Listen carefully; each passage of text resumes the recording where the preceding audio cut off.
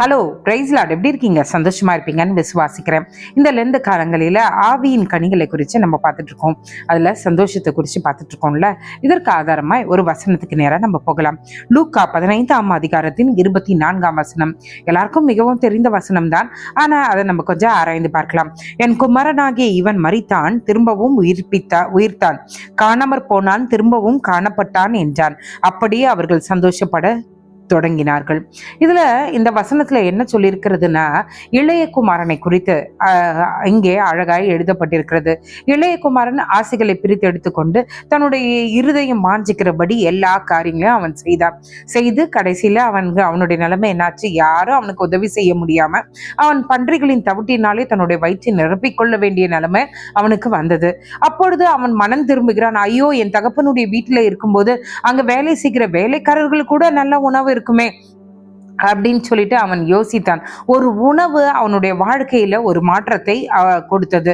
இன்னைக்கு ஆண்டவர் என்ன சொல்றாருன்னா, நம்மளுடைய வாழ்க்கையில கூட அடிப்படை தேவைகளுக்காக, அடிப்படை காரியங்களுக்காக நம்ம என்ன பண்றோம்?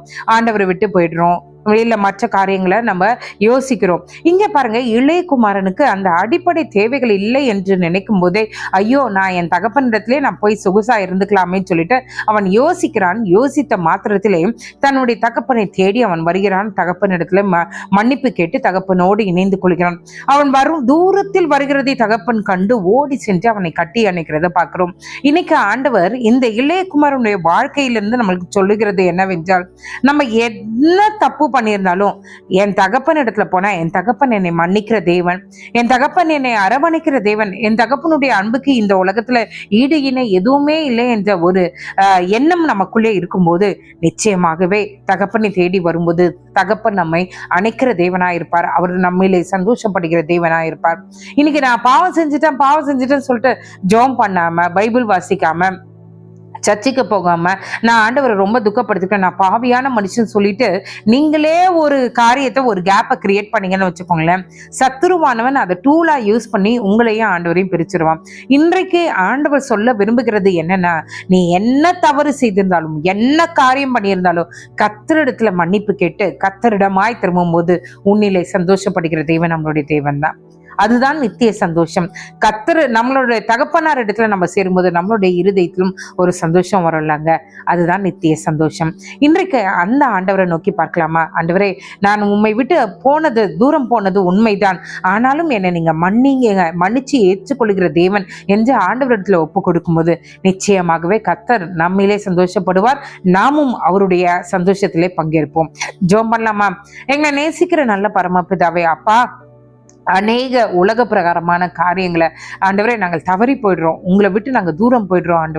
ஆண்டவரே எங்களுடைய சந்தோஷத்திற்காக, எங்களுடைய மாம்ச இச்சைகளுக்காக, ஆண்டவரே நாங்கள் இருதயத்தின் பெருமைகளுக்காக ஆண்டவரே நாங்கள் உங்களை விட்டு தூரம் போயிடுறோம். ஆண்டவரே அப்பா, எங்களுடைய சூழ்நிலைகள் இப்பொழுது எங்களுக்கு புரிகிறது. ஆண்டவரே, உண்மை விட்டு வந்தது தான் ஆண்டவரே எங்களுடைய வாழ்க்கையில ஒரு பெரிய தவறை நாங்கள் செஞ்சுட்டோன்னு எங்களை உணர வைக்குது. ஆண்டவரே அப்பா, இப்பொழுது ஆண்டவரே என்னோடு இணைந்து யார் ஆண்டவரே உம்மிடமாய் திரும்பணும்னு நினைக்கிறாங்களோ, ஆண்டவரே தயவாய் அவர்களுடைய பாவத்தை மன்னிங்க. ஆண்டவரே எங்களுடைய பாவங்களை தயவாய் மன்னிங்க. என்னென்ன காரியங்கள் எங்களையும் உண்மையும் பிரிக்கிறதோ அந்த காரியங்களை எங்களிடத்துல இருந்து ஆண்டவரே வேரோடு பிடுங்கி எரிய வேண்டுமா நாங்கள் ஜெபிக்கிறோம். ஆண்டவரே, உண்மையிலே அகமகிழ்கிறவர்களாய், உம்மோடு இணைகிறவர்களாய், உமக்கு ஆண்டவரே உண்மையான சந்தோஷத்தை கொடுக்கிறவர்களாகவும், நாங்கள் உண்மையான சந்தோஷத்தை பெற்றுக் கொள்கிறவர்களாகவும் நீர் எங்களை மாற்ற வேண்டுமா நாங்கள் ஜெபிக்கிறோம்.